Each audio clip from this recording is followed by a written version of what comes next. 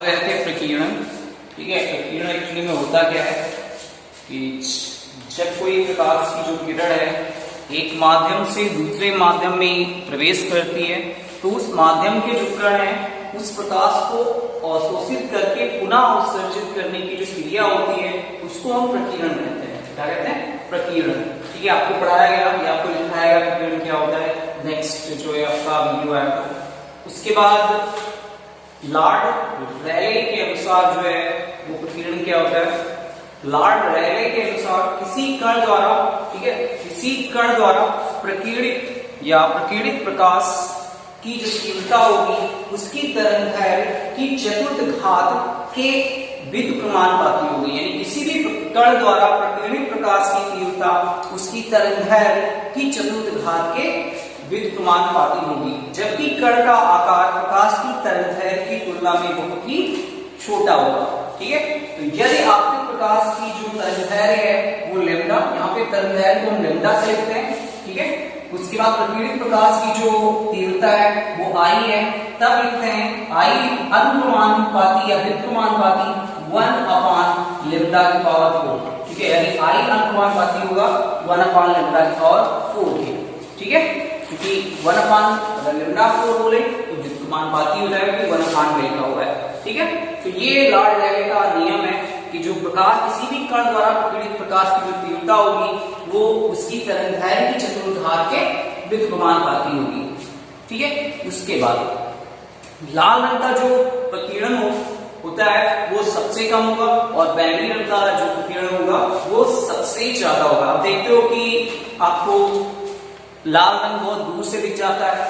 क्यों दिख जाता है? क्योंकि जो प्रकाश है, लाल रंग का प्रकाश है वो प्रकीर्णित कम होता है, जबकि आपको बैंगनी रंग जो है वो दूर से नहीं दिखता क्योंकि उसका जो किरण होता है, ठीक है, वो बहुत ही ज्यादा हो जाता है ना। आपने देखा होगा कि सुबह या शाम के टाइम जो है सूर्य जो है वो लाल दिखाई पड़ता है। किसके कारण दिखाई पड़ता है? वो प्रकीर्णन के कारण होता है। आसमान नीला दिखाई देता है, बादल काले दिखाई देते हैं, तो ये सब जो है वो प्रकाश के प्रकीर्णन के कारण होते हैं। उसके बाद नेक्स्ट रीडिंग आती है तारों का टिमटिमाना। नेक्स्ट रीडिंग है तारों का टिमटिमाना।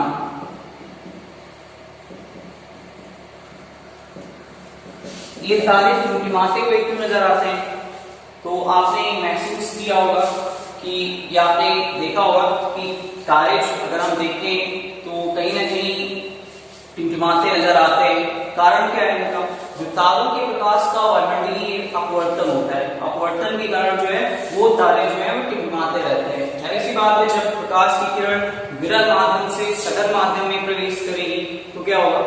सघन, तो उसका जो अपवर्तन मतलब किरण का जो अपवर्तन होगा वो तुरंत अपवर्तित हो जाएगा, क्योंकि प्रकाश जो है जैसे ही विरल से सघन या सघन से विरल में प्रवेश करता है तुरंत प्रकाश की किरण का क्या होता है? अपवर्तन हो जाता है, जिससे क्या होगा कि हम उसकी वास्तविक स्थिति को नहीं पहचान पाते। ठीक है, तारों के प्रकाश के वायुमंडलीय अपवर्तन के कारण ये तारे जो है वो टिमटिमाते हुए नजर आते हैं। ठीक, पृथ्वी के जो वायुमंडलीय, जैसे ही पृथ्वी के वायुमंडल में ये प्रकाश किरणें प्रवेश करती हैं, ठीक है, तो जो प्रकाश है वो निरंतर अपवर्तित होता रहता है, निरंतर अपवर्तन होता रहता है, जिससे तारों की जो आभासी स्थिति है वो विचलित होती रहती है, जिसके कारण हमें जो तारे हैं वो टिमटिमाते हुए नजर आते हैं। उसके बाद चलिए आपको ये लेसन जो है वो समाप्त हो चुका है।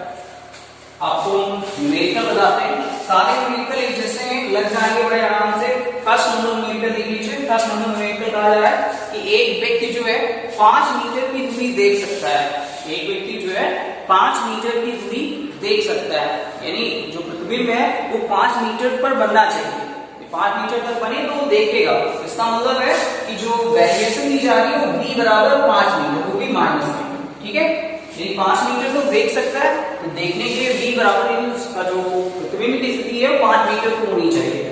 उसकी नेत्र दृष्टि को सही करने, ठीक है, उसकी नेत्र दृष्टि जो है उसको हमें सही करना है के लिए, ताकि वह अनंत दूरी तक देख सके। अब 5 मीटर तक देखता है, उसको अनंत दूरी तक दिखाना है हमें, तो क्या करना है? इसका मतलब अनंत दूरी तक, इसका मतलब वस्तु को हम अनंत पे कहीं रखें, यानी b बराबर माइनस इंफिनिटी, ठीक है।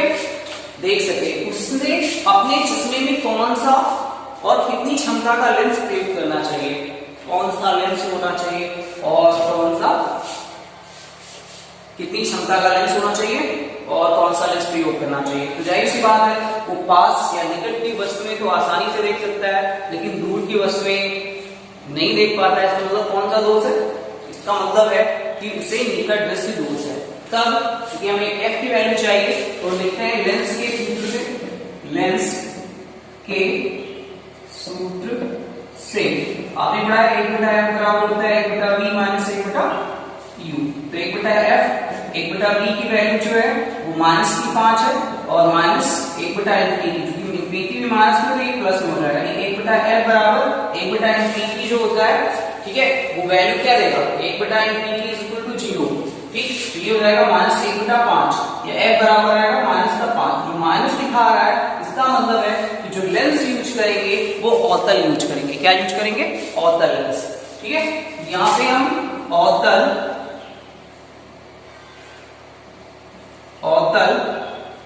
लेंस प्रयोग करेंगे, ठीक है।